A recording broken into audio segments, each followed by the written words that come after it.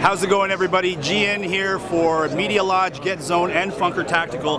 Today I am here with Rob Pincus. How's it going, my man? Good, man. This show is energy, man. There's so much energy here, especially today, Saturday. It's busy. You know, people are excited about the pistol. We got all kinds of things going on at Personal Defense Network. This is the 6th state that I've worked in 8 days. So it's my 2nd day here, but Kansas, New York, Connecticut, Rhode Island, Massachusetts, they're small states. Kansas is big.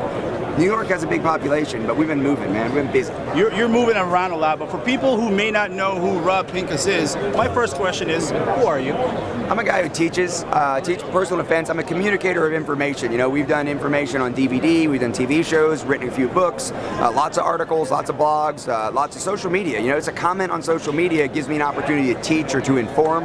I have a lot of great guys working with me at Personal Defense Network. I've been honored and privileged to work with a lot of great guys on TV shows over the years. Been in the industry for about 22 years, teaching primarily defensive shooting, but really trying to cover as many aspects of personal defense as possible, and even just general firearms education and knowledge. You said that you've been training, you've been an instructor for a really, really long time. Yep. What do you look for as far as the perfect student? Like, how does one get kicked out of a Rob Pincus class? Attitude. The only way you're going to get kicked out is attitude. Now, I say that with an asterisk. There's some people that because of safety issues, we have to sit out of certain drills, or we might just say, you know what, take a time out, your blood sugar's a little low, you're getting a little rambunctious, whatever, you're just inside your own head too much, and we don't have somebody on the line if they're not safe. I don't consider that kicked out, right? Because I still want them to stay, I want them to listen to the lectures, I want them to get everything they can out of it, but we do get that every once in a while. Very, very, very rarely do we actually tell somebody, you know, listen, this class isn't for you, I'm not the instructor for you, and I'm going to need you to step off the line, step off the range, I'm going to give you your money back. There's a lot of people I'm probably tempted to do that with, maybe, that I don't do it, because you got to fight through it. They're a student. My passion is giving them what they expected, what they wanted, but maybe not in the way they wanted it. They may have shown up because they've taken 10 other classes thinking this class is going to be the same, and it's not. It's different, probably, right? So when they come to the class, if they're disappointed, if they're frustrated, if they're getting inside their own head, if they have a bad attitude, occasionally, and I'm talking about, you can count them on one hand. In 2003, I left law enforcement in 2001 to do this full time. That's over 15 years. 2003 was the year that training finally was able to pay all the bills. But I've been teaching since the 90s. So the idea that I would kick somebody out of the class, it's very, very, very rare. Now, I'll say, more than just on one hand, a number of people who've just decided, hey, this class isn't for me, this instructor isn't for me, and they've left the class. Because we're not there to just make people feel good. We're not there to just give everybody what they want. We're not going to say the same old things they've heard before, and we're going to challenge some of their assumptions, and we're going to want them to challenge ours. We want a dialogue. You know, that old thing we get, like, I just recently, oh, we'll just agree to disagree. If somebody says that to me, the only thing I agree with them on is their lack of conviction, because this is life and death stuff. We teach personal defense shooting. We don't teach fun with guns. We're not teaching somebody how to do USPSA. We're not teaching timer drills to just, chase 1,000th here or there. We're teaching things that I passionately believe are important, and I want the students that also think it's important and aren't willing to say, well, it's just another tool for your toolbox. That's dismissive. Having taught for such a long period of time, are there things that you taught then that you don't teach now? Oh, yeah. Tell me about that. Yeah, oh man, I tell every class, like, look, I'm not going to teach you 5 different ways to reload a gun. I'm not going to say this is a way, not the way. I'm going to tell you the way that I think is the best for you today. I'll tell somebody next week, I'm going to be in New Hampshire, I'll say this is the best May 2017 class information I can give you. It's hopefully not the best information I'll give you in 2020, right? And it's certainly not the information I would have given you in 2010. I cringe sometimes when I see some old videos, or I read even my own old books, and I read a line in there and it's like, I don't believe that anymore. I understand why I said it then, but I don't agree with it now. It doesn't mean it's not the best 2010 information I could put out, and I'm not embarrassed by that. In fact, I'd be almost embarrassed. Sometimes instructors will say, well, I've been teaching it this way for 12 years, and I've never seen a reason to change, and it works, the students like it, and my classes are good, and I'm making money. Like, none of these reasons are compelling. And maybe you need to get a little bit more challenging to yourself, to your beliefs, to your assumptions. Get outside your box, get outside of your sewing circle. I always say, I don't really take a lot of classes as a student anymore, time-wise and all that. And if I'm going to take a class, it's probably going to be a medical class, or it's going to be some other kind of class, something I haven't trained in a lot. Probably not going to be a pistol class. But when I put my own information out, other instructors show up online, they challenge challenge it. I get that interaction. I see what other people are doing. I go to conferences. I get a lot of my instructors who teach my stuff. So you're still learning. Always, always. And I learn more from the students than anything else. The students challenging what I'm saying, because we encourage that. We don't just say, be sure to ask questions. We really go out of our way. Like I said, I'm not going to let somebody off the hook. I'm not going to let them say, we'll agree to disagree. No, tell me why we disagree. I want to understand you. You don't have to agree with me, but I want you to understand me. And I may not agree with you, but I want to understand you. I want it to make sense. I think what happens now in this social landscape is that when people change their minds, they tend to be vilified, not really understanding the reason for the change, right? What's wrong with the social media landscape in this industry right now? And what needs to change? I think that the subjectivity of why you do something, right? I like that guy, or he was in the Navy and I'm a Navy guy, or he was in the NAM, and I respect the shit out of that guy, or he has the Congressional Medal of Honor, or he shot 4 guys during his law enforcement career. Those kinds of things, a lot of times those things honestly are just like relatively random. It's like it's when you were born, it's when you joined the military, it's when you pulled a car over and the other guy might have pulled him over and he would have done the same thing. So I want to buy those guys beers, I want to hang out with them, I want to hear their stories, I respect and appreciate all those kinds of resume bullet points. But if you're going to show me how to reload, I need you to explain to me why that way to reload is the best, and the answer that it works for you, the answer that it can be done that way, the answer that that's what got you through 5 deployments in Afghanistan. None of those are real answers, right? I want to know physics, I want to know vision, I want to know neuroscience, I want to know ergonomics, I want to know concepts that come out of empirical evidence, not from war zones, but empirical evidence from defending yourself at the convenience store or inside your house. That's how I explain things. Now people say, well, it's because you weren't in Vietnam, you didn't go on 5 deployments. Maybe, right? We're sort of victims of our own experience, right? So I'm going to teach the way I teach because it's the only way I have to teach. Right. I can't be subjective. So obviously I find value in other people who are objective, and I tell my students, if you go reload the way I want you to, don't go to the range next week and have somebody comes up and says, why are you doing that? And it's like, Pincus said so. Pincus is a badass. He designed his own gun. He's been on 18 TV shows. He wrote 6 books. None of that matters. Tell him physics. Tell him engineering. Tell him neuroscience. So here's the thing. Oftentimes when I hear conversations about finding the right instructor, there's this whole thing about, well, how many gunfights have you been in? Is there anything that an instructor who have been in gunfights, is there anything that they can actually teach the students as far as that experience? I think that there's mindset stuff. I think there's aftermath stuff. I think that for the military guys, there's certainly team coordination, environment stuff. I know what one thing that a lot of guys who've been in gunfights can teach real easy is verify the fact that it didn't go the way it went in training. Don't train, because the range is a racetrack, and it's like driving in a crazy snowstorm or getting into a car accident. It's not like a racetrack, right? The real road we drive on is very, very different. Even the way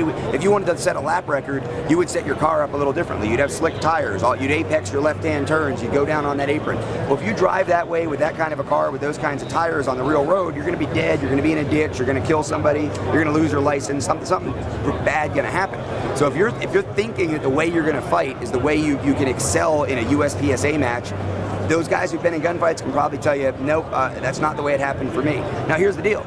We can learn that simply by watching the dash camera videos and watching the surveillance camera videos. So we don't need first-person testimony, and quite frankly, any judge and any lawyer will tell you, and a lot of cops know, first-person eyewitness testimony is a horrible way to collect evidence. So here's what happened to me. Well, every cop knows that that's unreliable testimony. You ask 5 guys that saw a fight, they're going to give you 10 different stories. So and that's hard, right, ego-wise, because we want to respect and appreciate our armed professionals, but they're still human, so the way they tell you a fight happened may not be the way the fight happened. So you got to be able to be a critical thinker. You got to use objective evidence, which we can all watch the dash camera video, so I can learn what worked or what didn't work or how that guy got through the fight from the video. What I can get from him that I can't get from the video is the mindset stuff. Now here's the thing, from law enforcement, and this is not going to be popular, but it's true, a lot of times the guys who've been in shootings in law enforcement, the most valuable thing they can teach you is the mistakes they made that led up to that gunfight, right? What did they do? What did they miss? What did they do they shouldn't have done? How did they turn a corner when they should have turned it a different way? What did they look away from that they should have kept their eye on? A lot of times you'll find when we Monday morning quarterback it, when we go back in the aftermath, that the shooting could have been avoided. Just like a lot of personal defense situations, right? A lot of personal defense situations, if you'd have seen something coming, if you'd have paid more attention, if if you'd have carried yourself differently, if you'd have not gone to that place at 3 o'clock in the morning when you could have gone someplace a little bit safer, a little smarter. Well, we find out we can track back to how we could have avoided it. And that's one of the best things we can learn from people who've had negative, violent experiences, like having to use a gun to defend themselves. But trigger press, what kind of gun you should carry in your hand, we don't learn those things just because somebody was in a gunfight. So let's talk about emotion a little bit. People go to these classes for a variety of reasons. Yep. It could have been because of a traumatic event that's happened in their life. How do you deal with a student that's carrying this and perhaps it's become a barrier to learning? Yeah, it can be. So like when we do, I'll give you an example. When we do women's assault prevention courses, I'm always really careful to say, look, we're going to talk about things, we're going to do some drills. I'm going to be very blunt when I talk about certain situations when it comes to, how you could find yourself in a position of sexual assault, the precursors, the context, and at some point, just by the statistics, many of you here in this room or in this, outside in the backyard behind a hotel or wherever we are, you're going to be reminded of something that's happened to you. And if you need to go to the bathroom, quote unquote, if you need to step out of the room, if you need to take a friend with you, if this class isn't for you because of that, that's okay. I don't want you to be traumatized by the class, but I want you to right now to sort of prepare yourself that you could start to get that uneasy feeling. I promise you won't be the only one in the room because the statistics, and that's why I teach those women's assault prevention classes. The statistics are horrifying. How many women are subjected to even low-level sexual assault, a lingering hug at the party, just an awkward caress that you didn't want, and that feeling and that aftermath. And so I'll say that in the classroom, and I'll see the body language and the reactions. You know it's coming. So even in those situations where we know it's coming, we end up being able to sort of go around the situation by warning people that, hey, this may happen. If it happens, I want you to take a deep breath and know that it's not an accident. It's not me being callous. It's not me being uncaring. It is the reality of going into this space. Now, when it comes to the gun classes, the CFS classes, most of the gun stuff we do, we don't get very deep into the scenario. We don't get really deep into except to set the stage of you're caught off guard, you need a gun, here's the size, distance, conditions you're shooting under, and then we do drills. So we aren't doing it as much in the gun classes as we are in some of the hands-on and the scenario classes. All right, so I'm looking for the right instructor for me. What are some red flags I need to be aware of, and what are some questions I should be asking when looking for an instructor? You need to ask the instructor where the curriculum comes from, and the best answer they can give you is what their students need, right? If they give you their military background, if they give you stuff they did when they were in a gunfight, if they give you a competition background thing, if they give you, well, this is a proven curriculum from this organization that certified me, right? The curriculum really needs to be driven by the student, and if the instructor isn't expressing that conceptually somewhere in their response, I would say that's a little bit of a red flag, because if you're a guy who carries a Glock around in the mall and you're moving around with your family, and some guy's going to teach you, what he learned for CQB, how to use a handgun when his rifle goes down, and he's got a team inside of a building with him, and he's got to use that gun in close quarters. Well, it's not exactly the same thing. It doesn't mean you can't learn something from that guy, but that shouldn't be where you're starting. The other thing I would worry about, I have a made-up number. I say, look, if somebody's charging more than $100 a day, you got a local guy who's charging $100 a day, and you can't find references, you can't find articles he's written, you don't see videos, you don't see him on TV, you don't see him doing stuff like this, so be it. But if there's some guy out there charging $200, $250, $300 a day, and you can't find interviews like this inside of our community, you don't see him being published at places like Personal Defense Network, you don't see him at Recoil Magazine or Breach Bang Clear, you don't see other people in the industry noticing what they're doing, that's a red flag, big red flag right there. If you can't find students, if you can't get, in this day and age, you can't go to social media and find some people who will tell you, hey, I'm a dentist and I took this class and here's what I thought, or I'm a door kicking SWAT guy and I took the class and here's what I thought. Well, are you more like the dentist or are you more like the door kicking SWAT guy? And then you factor in their opinions and again apply some critical thinking. But if you can't find student information, again, red flag. Right on. Guys, Rob Pincus is like an encyclopedia of information. We cannot fit it all in this interview, so if people want to know more about you, your philosophies, your training methodologies, you as a person, where do they go? Facebook, Instagram, Rob Pincus. You can go to Rob Pincus Pro. Follow that page because the friend page is always full. That's capped out at that 5,000 because Facebook does that. I don't know why. But go to Rob Pincus Pro on Facebook. Like that page. You'll see a lot of good stuff there. And PersonalDefenseNetwork.com. Hundreds of free videos and articles. Not just me, but a lot of guys I respect. A lot of guys I trust their opinion. They're also on there. And, you know, I try to get out and do as much of this kind of stuff, a lot of podcasts. Go to YouTube. If you put in Rob Pincus, Pincus, reloading, Rob Pincus, presentation from the holster, Rob Pincus, defensive handgun, you're going to find something from the last 20 years, whether it's an old TV show. Now, if it's an old TV show from 2004 and you find another video that I made last week, the one last week is probably the one I agree with more. But if I haven't pulled it off the internet, it's not something I've 180 degrees on. There's only a few things that would have been like that historically. You can find a lot of information on the internet, and that's going to help you figure out whether or not you want to come train with me or anybody on my team, and I hope you do. Right on, guys. Everybody, that's Rob Pincus. My name is GN for Get Zone, Media Lodge, and Funker Tactical. That's been a really, really interesting conversation, man, and we could talk hours on this stuff. We do. Thank you very much for sharing your time with us. Thank you very much, Rob.